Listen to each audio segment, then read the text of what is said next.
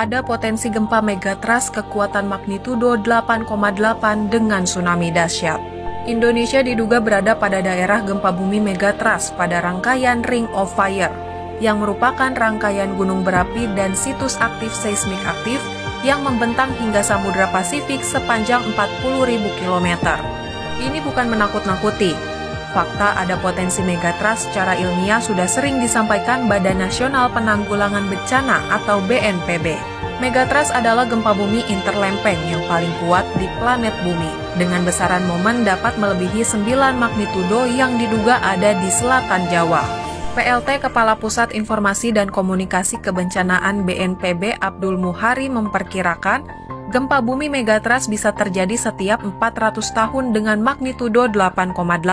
Perkiraan tersebut sesuai dengan perhitungan dengan jumlah peneliti penggunaan Global Positioning System.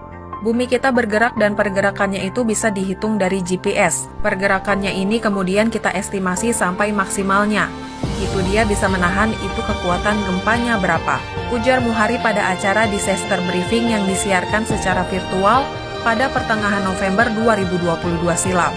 Karena itu gempa bumi megatrust sangat berpotensi menimbulkan tsunami dahsyat hingga 20 meter.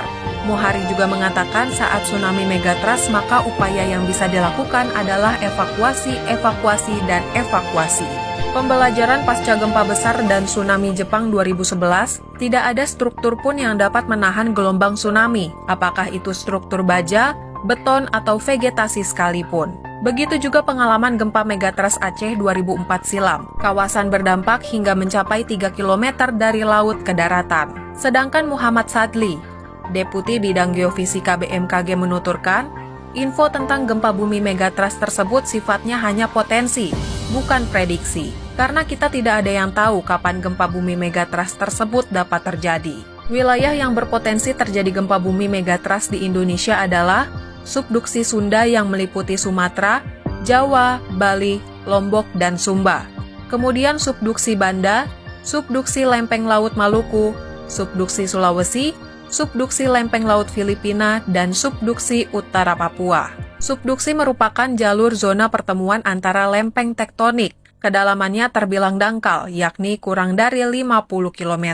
Selatan Jawa memiliki 2 segmen megatrust, yakni segmen selatan Jawa bagian barat dan segmen selatan Jawa bagian timur. Kita punya 2 segmen selatan Jawa bagian barat dan selatan Jawa bagian timur. Kalau dia dipecah, satu-satu yang barat itu 8,8 magnitudo, yang timur itu 8,9 magnitudo. Kalau dipecah langsung itu sekitar 9,1 magnitudo, ungkap Abdul. Informasi yang kurang mencukupi membuat Abdul tidak dapat menarik kesimpulan kapan gempa megatrust tersebut akan terjadi. Namun catatan terakhir menunjukkan gempa megatrust selatan Jawa terakhir kali terjadi pada 1818. Berdasarkan Journal of Nature Science Report, kesenjangan dari zona subduksi berpotensi besar untuk menimbulkan gempa bumi megatrust yang sangat dahsyat.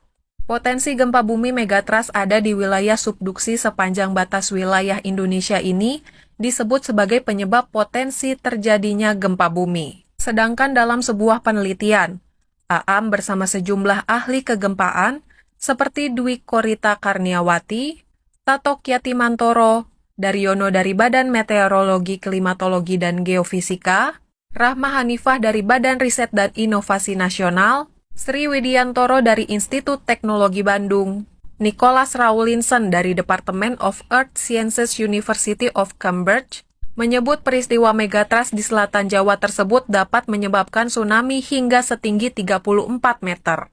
Sri Widiantoro dalam tulisannya di jurnal Nature, skenario terburuk adalah di mana 2 segmen megatrust yang membentang di Jawa pecah secara bersamaan, serta menunjukkan bahwa ketinggian tsunami dapat mencapai 20 meter dan 12 meter di pantai selatan Jawa Barat dan Jawa Timur. Sedangkan ketinggian maksimum rata-rata 4,5 meter sepanjang pantai selatan Jawa.